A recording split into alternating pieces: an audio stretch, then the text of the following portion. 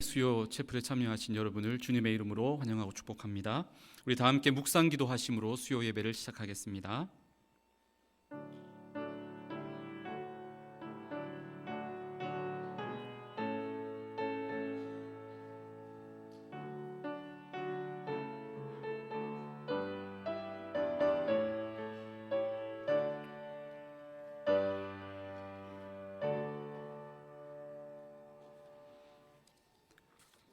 다 함께 예수님 그의 희생 기억할 때 함께 찬양하도록 하겠습니다.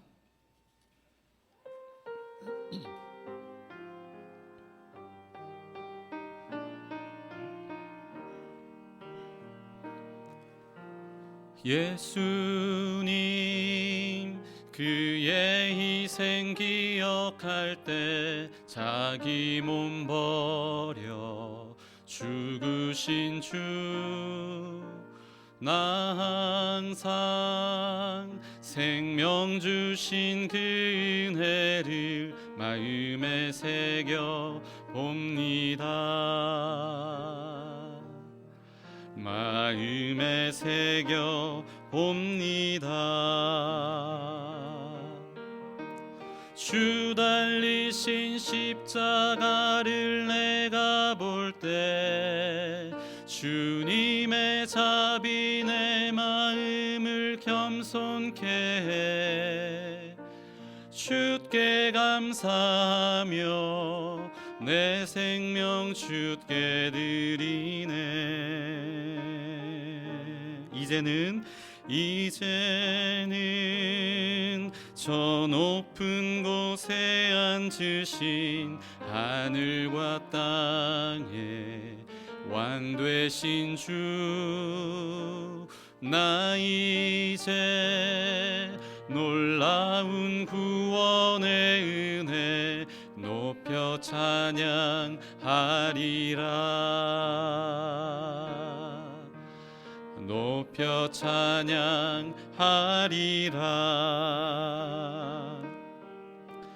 주 달리신 십자가를 내가 볼 때 주님의 자비 내 마음을 겸손케 해 주께 감사하며 내 생명 주께 드리네.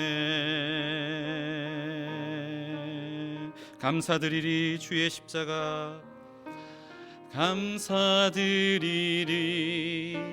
주의 십자가 나의 친구 되신 주 감사드리리 주의 십자가 나의 친구 되신 감사드리리 주의 십자가 감사드리리 주의 십자가 나의 친구 되신 주. 기도하겠습니다. 참 좋으신 하나님 아버지, 오늘도 분주한 발걸음을 잠시 멈추어 수요 예배와 채플로 모이게 해주셔서 감사합니다. 사람이 마음으로 자기의 길을 계획할지라도 그 걸음을 인도하시는 분은 여호와 하나님이신 줄 믿습니다. 결코 주님보다 앞서지 않게 하시고 겸손하게 주님의 말씀을 순종하며 한 걸음 한 걸음 바른 길로 나아가는 우리 모두가 되게 하여 주시옵소서. 구원의 하나님, 우리 부산 외대 가운데 구원의 은혜를 베풀어 주시옵소서. 여호와의 영광을 인정하는 것이 우리 캠퍼스 가운데 가득한 그날이 오기를 원합니다. 오늘 이 자리에도 아직까지 예수님을 구주로 믿지 않는 사람들이 있사오니 살아계신 하나님께서 한 사람 한 사람 만나주시고 진리 되신 예수님을 나의 구주로 영접하고 영원한 생명을 소유한 천국 백성들이 다 되게 하여 주시옵소서. 주님, 우리 성지학원 위에 늘 은혜의 얼굴빛을 비추어 주시옵소서. 우리 부산외대와 성지고등학교가 명문 기독교 사학이 되게 하여 주시옵소서. 모든 리더십들을 성령으로 충만케 해주시고 모든 구성원들이 각자의 자리에서 정직하고 성실하게 최선을 다하여 좋은 열매 맺게 하여 주시옵소서. 건강이 좋지 않은 분들을 특별히 기억하사 치유의 은혜를 내려주시고, 여러모로 힘든 상황과 문제를 만난 분들에게 문제보다 더 크신 하나님께서 친히 돕는 자가 되어 주시옵소서. 주여, 이 나라가 참으로 큰 위기 가운데 있습니다.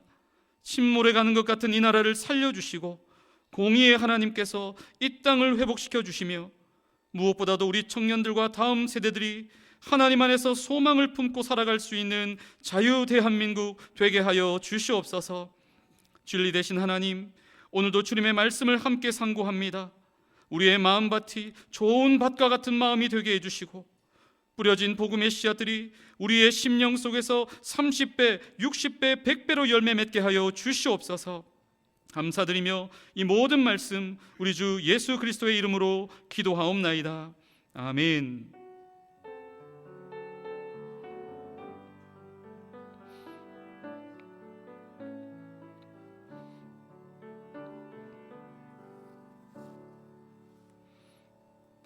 오늘 함께 나눌 하나님 말씀, 고린도후서 5장 21절 말씀입니다. 고린도후서 5장 21절의 말씀 우리 다 함께 읽겠습니다. 하나님이 죄를 알지도 못하신 이를 우리를 대신하여 죄로 삼으신 것은 우리로 하여금 그 안에서 하나님의 의가 되게 하려 하심이라.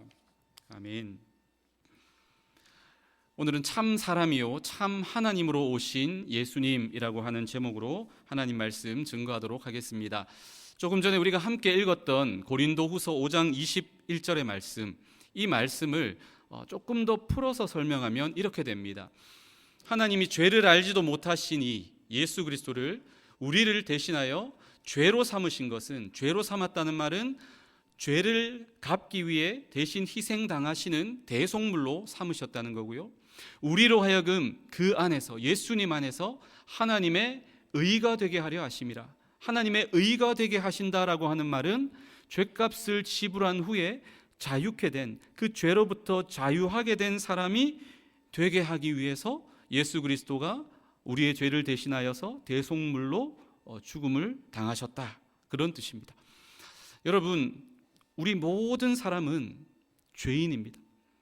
여러분이 인정하든 인정하지 않든, 여러분이 믿든 믿지 않든, 우리 모든 사람은 죄에서 자유할 수 없는 죄인입니다. 죄가 지금 말하는 이 죄인의 의미는요, crime이 아닙니다. sin의 의미에서 죄인이다라고 하는 것입니다. 죄는 우리가 잘 알다시피 crime과 sin이 있습니다. 이 crime은 우리가 살아가고 있는 이 세상의 법, 이 세상의 법을 지키지 않는 죄를 우리는 crime이라고 합니다. 하지만 sin은 좀 다르죠. sin은 종교 도덕상의 죄를 sin이라고 합니다. 이 sin에서 자유할 수 있는 사람이 한 사람이라도 있습니까? 성경 말씀은 우리에게 말씀합니다. 누구든지 다른 사람을 마음으로 미워하면 그 사람은 겉으로는 표시가 나지 않는다 할지라도 마음 안에서 이미 살인한 것이다. 여러분, 누가 여기에서 자유할 수 있습니까? 여자를 보고 혹은 남자를 보고 마음속에 음란한 마음을 품으면 겉으로 아무 표가 나지 않는다 할지라도 이미 우리의 중심을 보시는 그 하나님이 보실 때에는 우리의 마음 안에서 성적인 범죄를 우리가 저지른 것입니다. 내가 다른 사람의 물건을 실제로 훔치지 않았다 할지라도 다른 누군가의 물건을 내가 보고 욕심이 나고 탐을 낸다면 이미 우리는 도둑질한 것과도 같은 죄인이 되는 것입니다. 우리가 실제로 보이스피싱 사기를 치지 않았다 할지라도 내가 생각할 때 이쯤이야, 이 정도쯤이야 라고 생각하는, 좀 가볍게 아무렇지도 않게 대수롭지도 않게 우리가 거짓말을 하는 것 역시도 신의 관점에서 본다면, 하나님의 관점에서 본다면 그 또한 심각한 죄가 되는 것입니다. 여러분, 이게 신입니다.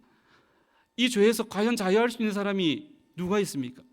저를 포함한 이 자리에 계신 모든 분들 한 사람도 자유할 수가 없습니다. 이 죄의 결과는 어떻게 됩니까? 크라임의 결과는 때때로 우리가 벌금을 내야 될 수도 있습니다. 이 크라임에 해당되는 죄를 우리가 짓게 될 때 더 심한 경우에는 감옥에 가야 될 수도 있습니다. 더 심한 경우는 우리가 사형을 당할 수도 있습니다. 그렇다면 신에 해당하는 이 죄의 결과는 무엇입니까? 성경이 우리에게 말씀합니다. 로마서 6장 23절에 죄의 삭은 사망이다. 이때 사망이라는 것은 단순히 육체의 죽음만을 의미하는 게 아닙니다. 영원한 멸망, 영원한 지옥의 심판, 그 형벌을 우리에게 이야기하고 있는 것입니다. 여러분, 문제가 무엇입니까? 우리는 하루에도 수없이 많이, 수시로 이 신의 죄를 짓고 있다는 것입니다. 이 신에서 자유할 수 있는 사람이 아무도 없다는 것입니다. 그리고 이 신 때문에 결국은 우리를 기다리고 있는 것은 죄의 삭은 사망이요, 영원한 심판, 영원한 죽음, 영원한 멸망이 우리를 기다리고 있다라고 하는 것입니다. 하지만 하나님은 우리가 그렇게 영원히 심판받고 멸망하는 것을 원치 않으셔서 우리로 하여금 이 죄로부터 구원받을 수 있는 길을 열어 주셨습니다. 약 2000년 전 예수 그리스도가 이 땅에 오시기 이전 하나님이 준비해 두신 방법이 무엇입니까? 바로 대속물을 통해서 하나님께 죄를 용서받는 방법입니다. 여러분, 대속물의 뜻이 무엇입니까? 대신 속량하는 제물, 이런 뜻입니다. 대신 속량하는 제물. 그럼 속량은 또 무엇입니까? 과거에 노예 시장이 존재하던 당시에 노예를 값을 지불하고 삽니다. 그런데 그 노예를 막 부려먹는 것이 아니라 값을 지불하고 산 후에 아무런 대가 없이 조건 없이 풀어주는 것입니다. 자유케 하는 것입니다. 이게 속량입니다. 죄의 노예였던 우리가 이 죄값을 치르고 죽어야 하는데 하나님은 우리가 죽는 것을 원치 않으셔서 소나 양이나 염소 같은 짐승에게 우리의 죄를 전가하게 하고 우리 대신 피 흘려 죽게 함으로써 죄를 용서받고 죄에서 일시적인 자유를 얻게 하신 것이죠. 이게 바로 대속물입니다. 자, 하지만 여러분, 우리가 기억해야 할 것은 히브리서 10장 4절에 뭐라고 이야기합니까? 이는 황소와 염소의 피가 능히 죄를 없이 하지 못함이라. 짐승이 피 흘려 죽는다고 해서, 나 대신 짐승이 피 흘려 죽는다고 해서 내 죄가 없어지는 것이 아니다라는 것입니다. 짐승이 죽는다고 내 죄가 사라지는 게 아니라는 것입니다. 예수님이 이 땅에 오시기 전까지는 일시적으로, 한시적으로 예수 그리스도께서 그 대속물 제사를 용납해 주신 것일 뿐이지 그것이 근본적인 죄에 대한 해결책이 될 수 없습니다. 그것이 완전한 해결책이 될 수 없습니다. 그래서 때가 되어 약 2000년 전 저 이스라엘 땅에 우리를 죄로부터 구원하시기 위해서 완전한 죄를 해결해 주시는 그 해결책이 되어 주시기 위해서 예수 그리스도께서 이 땅에 사람의 몸을 입고 오셨습니다. 그것을 기념하는 날이 바로 성탄절, 크리스마스입니다. 언제입니까? 12월 25일이죠. 그렇지만 여러분, 12월 25일은 예수님이 실제로 이 땅에 태어나셨다라는 것은 아닙니다. 그날은 본래 로마 제국에서 태양신을, 우상을 섬기는 날이었습니다. 하지만 로마 제국이 기독교가 국교화되고 난 이후로 그 우상을 섬기던, 태양신을 섬기던 12월 25일이 예수 그리스도의 탄생을 기념하는 날로 바꾸어 지키게 된 것입니다. 그때 이후로 우리는 12월 25일을 예수 그리스도께서 이 땅에 오신 날을 기념하는 날로, 성탄절로 지켜오고 있습니다. 하지만 정확히 언제 예수님이 몇 월 며칠 날 태어나셨는지는 우리가 알 수 없습니다. 성경학자들은 6월절에 예수님께서 십자가에 달려 돌아가셨기 때문에 하나님의 어린 양, 6월절 어린 양으로 오신 예수님과 연결을 시켜서 6월절쯤에 아마 예수님이 태어나시지 않았을까라고 추정할 뿐이지 그 역시도 확실한 것은 아닙니다. 하지만 여러분, 중요한 것은 예수님이 몇 월 며칠에 태어나셨느냐가 중요한 것이 아니라 예수님이 왜 이 땅에 오셨느냐 하는 게 중요합니다. 왜 사람의 몸을 입고 이 땅에 오셨냐 하는 것이 정말 중요한 것입니다. 바로 우리를 죄로부터 구원해 주시기 위해서 사람의 몸을 입고 이 땅에 오셨다라는 것입니다. 하이델베르크 요리문답 16문이 이렇게 질문합니다. 중보자는 왜 참 인간이고 의로운 분이셔야 합니까? 하나님과 죄인인 우리 사이를 화해시키고 중재할 수 있는 유일한 중보자 되시는 예수 그리스도는 왜 참 인간이고 의로운 분이 되셔야 합니까? 왜 완전한 사람으로 오셔야 하고 완전한 사람인데 죄가 없는 분으로 이 땅에 오셔야 합니까? 라고 우리에게 질문하고 있습니다. 답이 무엇입니까? 우리 같이 한번 읽어보겠습니다. 시작. 하나님의 의는 죄 지은 인간이 죗값 치르기를 요구하나 누구든지 죄인인 사람으로서는 다른 사람을 위해 값을 치를 수 없기 때문입니다. 사람의 죄는 짐승이 대신 갚을 수 없습니다. 사람의 죄는 사람이 피 흘려 죽음으로 갚아야 하는데 문제는 죄를 갚을 만한 자격이 있는 사람이 이 세상에 단 한 사람이라도 있냐 하는 것입니다. 한 사람도 없습니다. 여러분, 자격이 되려면 최소한 죄가 없어야 되지 않습니까? 여러분이 사람을 죽였다고 가정하겠습니다. 너무 기분 나빠하지 마시고 가정입니다. 여러분 다 한 사람씩 죽이셨습니다. 저도 죽였습니다. 자, 이제 여러분이 재판을 받습니다. 판사가 여러분에게 사형을 선포했습니다. 그때 제가 나섭니다. 재판장님, 제가 대신 죽겠습니다. 저 사람들 살려주시고 저를 죽여주십시오. 그러면 판사가 뭐라고 이야기하겠습니까? 판사가 감동받겠습니까? 아, 그렇게 하겠습니다. 참 대단하시군요. 칭찬하겠습니까? 뭐라고 이야기하겠습니까? 당신은 당신 죄 때문에 곧 심판받을 거니까 가만히 계시라고. 당신이 무슨 자격으로 나서서 대신 죽겠다고 말도 안 되는 소리를 하고 있어. 자격이 없는 것입니다. 죄인이 죄인을 대신하여 죽을 수 있습니까? 죄를 갚을 수 있습니까? 그런 일은 있을 수 없습니다. 자격이 안 되는 것입니다. 그런데 이 세상에 죄 없는 사람이 단 한 사람도 없는 것입니다. 그래서 사람의 죄를 갚기 위해서 사람의 몸을 입고 하나님이신 예수 그리스도께서 이 땅 가운데 내려오신 것입니다.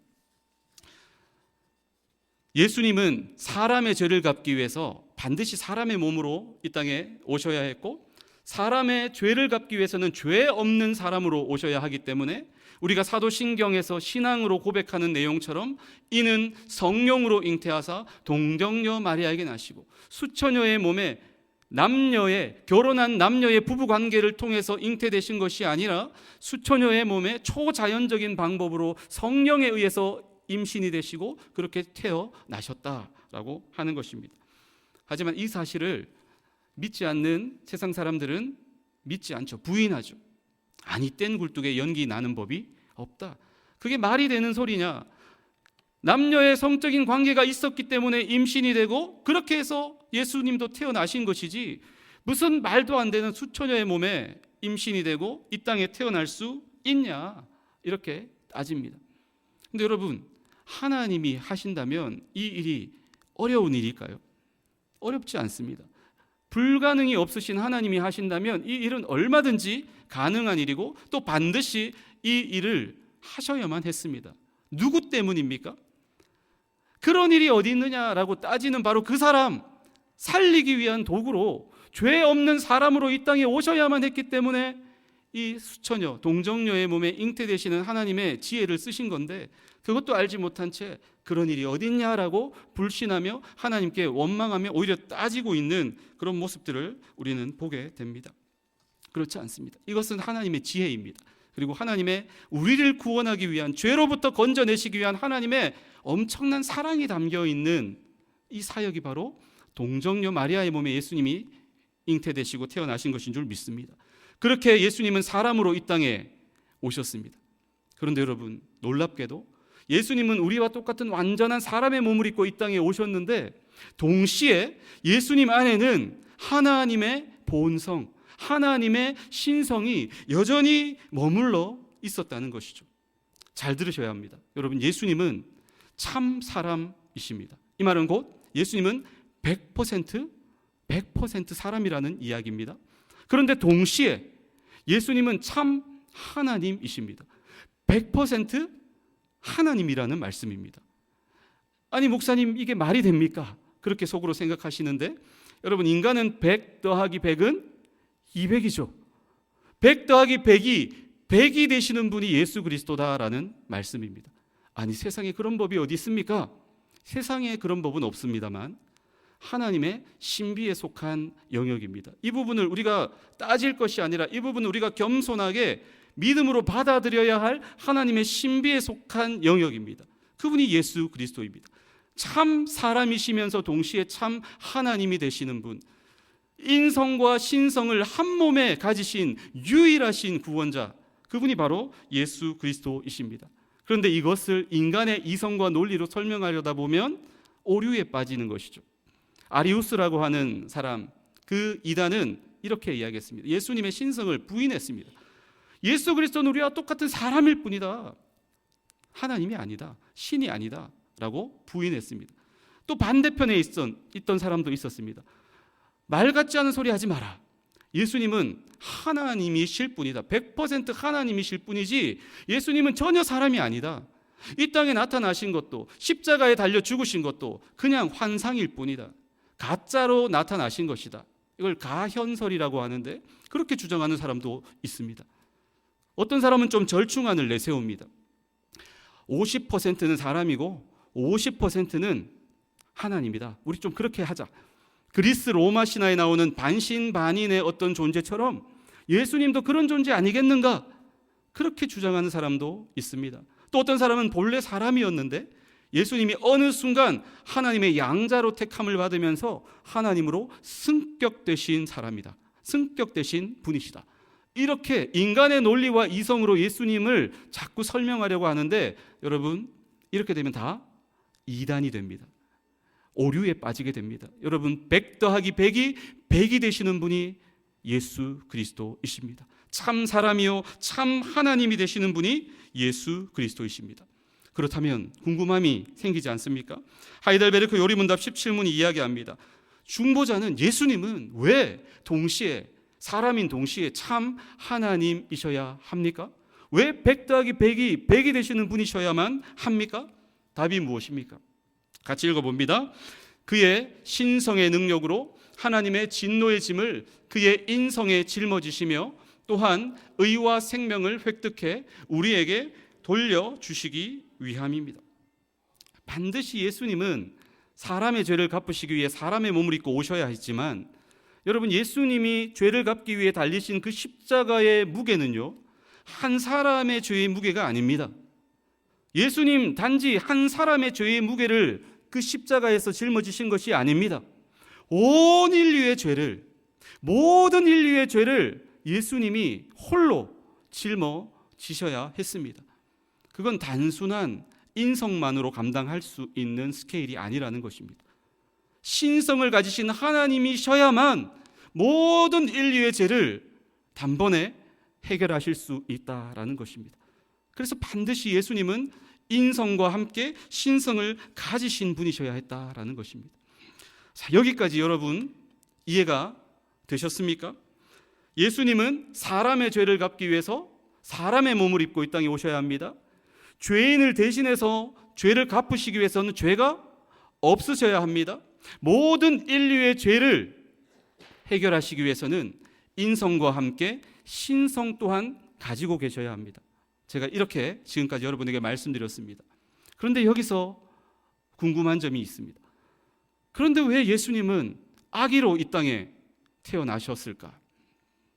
그냥 예수님이 33세 때 십자가에 달려 돌아가셨는데 처음부터 하나님의 능력 가운데 33세의 몸으로, 모습으로 짠 하고 나타나셔서 모든 인류의 죄를 짊어지시고 십자가에 곧바로 달려 돌아가실 수 있잖아요. 그런데 왜 우리와 똑같이 엄마의 뱃속에 들어가셨다가 태어나셨다가 기셨다가 뒤집으셨다가 또 걸으셨다가 뛰셨다가 우리하고 똑같은 성장 과정을 거치면서 왜 33세가 되실 때까지 이 땅에서 그렇게 사셨냐 하는 것이죠. 여러분 궁금하지 않으십니까? 천국 가면 우리가 물어봐야 될 질문입니다. 정확한 답은 알 수 없지만 히브리서 4장 15절을 통해 짐작할 수 있습니다. 우리 같이 한번 읽어보겠습니다. 시작. 우리에게 있는 대제사장은 우리의 연약함을 동정하지 못하실 자가 아니요 모든 일에 우리와 똑같이 시험을 받으시니로되 죄는 없으시니라. 예수님은 우리와 똑같이 아기로 태어나셨습니다. 그리고 인간이 겪는 모든 희노애락을 경험하시고 다 겪으셨습니다. 예수님이 만약 이렇게 아기로 태어나지 않고 성경이 우리에게 내가 너를 안다, 사랑하는 아들아, 사랑하는 딸아, 내가 너를 이해한다, 내가 너를 공감한다, 그러면 우리는 어떻게 반응하고 받아들일까요? 네, 아시겠죠. 하나님이시니까 뭐 당연히 아시겠죠. 네. 별로 위로가 되지 않습니다. 별로 실제적으로 우리에게 격려와 힘이 되지 않습니다. 근데 예수님은 실제로 우리와 같이 아기로 태어나셔서 우리가 겪는 상처, 우리가 겪는 아픔, 우리가 경험하는 모든 고통, 모든 문제, 이런 것들을 몸소 체험하며 자라나셨다는 것입니다. 그래서 예수님이 내뱉는 그 위로, 그 격려 한마디 한마디가 나에게 실제적으로 힘이 되고 나에게 공감이 되고 나에게 은혜가 된다라는 것입니다. 예수님이 우리를 얼마나 사랑하시는지를 예수님이 아기로 태어나셔서 자라신 그 상황을 통해서도 성경은 우리에게 말씀하시고 계시다라고 하는 것입니다. 이 얼마나 놀라운 사랑, 얼마나 놀라운 은혜입니까? 말씀을 맺겠습니다. 여러분, 오를 의라고 하는 한자가 있습니다. 의인 할 때 사용되어지는 한자입니다.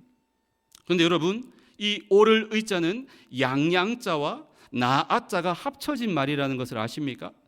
내가 지금 어디에 있습니까? 양 아래에 있을 때 의롭다라는 것입니다. 성경은 예수님을 향해서 세상 죄를 지고 가는 하나님의 어린 양이다, 내 죄를 대신해서 피 흘려 죽는 그 대속물처럼, 그 양이 피 흘려 죽는 것처럼 우리 모두의 죄를 위해서 돌아가신 분 예수 그리스도를 하나님의 어린 양이라고 비유하는데, 그 어린 양 예수 그리스도 밑에 아래에 내가 거할 때에, 내가 그분을 믿고 그분 아래에 들어가면 하나님의 편에서 보실 때에는 죄인인 내가 보이지 않습니다. 죄인인 나를 보시는 것이 아니라 나의 죄를 대신 갚아주신 하나님의 어린 양 예수 그리스도만 보입니다. 그래서 하나님은 죄인인 나를 의롭다, 의인이다 라고 인정해 주신다라는 것입니다. 이게 바로 기독교가 이야기하는 구원입니다. 이것을 위해서, 이 구원의 은혜와 선물을 우리에게 주시기 위해서 예수 그리스도께서 완전한 사람이면서 동시에 완전한 하나님으로 이 땅에 오셨다라고 하는 것입니다. 여러분, 이 말씀을 통해서 지금도 살아계시고 내가 죄로부터 건짐받기를 원하시는 예수 그리스도, 그 나의 구세주 예수 그리스도를 나의 구주로 영접하시고 그분과 함께 동행하실 수 있는 우리 모두가 될 수 있기를 원합니다. 여러분, 힘들고 어렵고 상처와 아픔, 근심, 걱정, 이 모든 것들을 공감하실 수 있는 지금도 살아계신 나의 주 예수 그리스도, 그분께 기도하시고 그분을 믿고 신뢰하고 의지하며 여러분이 한 걸음 한 걸음 이 땅을 살아가실 수 있는 그런 모든 성도님들, 또 모든 우리 하구들 다 되실 수 있기를 주님의 이름으로 축복합니다. 기도하겠습니다. 사랑의 주 예수님, 우리 모두는 죄인입니다. 예수님의 십자가 대속의 죽으심이 없었다면 우리에게 남은 것은 영원한 멸망과 심판뿐이었는데, 우리에게 구원의 문을 열어주시고 영원한 생명의 문을 열어주셔서 감사합니다. 우리 모두가 이 사실을 믿음으로 받아들여 구원의 복을 받게 하여 주시옵소서. 지금도 우리를 괴롭히는 크고 작은 삶의 문제 앞에서도 나와 동행하시고 그 누구보다 나를 잘 아시고 공감하시는 주님께 우리의 모든 문제를 기도하며 맡김으로 참 자유와 평안을 누리는 우리 모두가 되게 하여 주시옵소서. 예수님의 이름으로 기도하옵나이다. 아멘. 찬송가 305장 우리 1절만 우리 가사를 생각하면서 함께 찬양하겠습니다. 305장 1절입니다.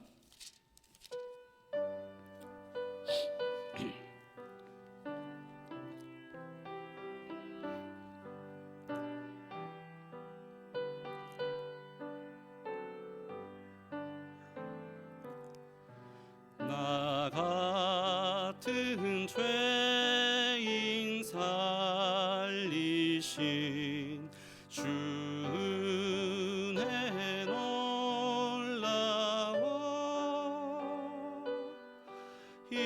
잃었던 생명 찾았고 광명을 얻었네. 아멘. 주님 가르쳐 주신 기도로 예배를 마치겠습니다. 하늘에 계신 우리 아버지여, 이름이 거룩히 여김을 받으시오며 나라가 임하시오며 뜻이 하늘에서 이루어진 것 같이 땅에서도 이루어지이다. 오늘 우리에게 일용할 양식을 주시옵고 우리가 우리에게 죄 지은 자를 사하여 준 것 같이 우리 죄를 사하여 주시옵고 우리를 시험에 들게 하지 마시옵고 다만 악에서 구하시옵소서. 나라와 권세와 영광이 아버지께 영원히 있사옵나이다. 아멘.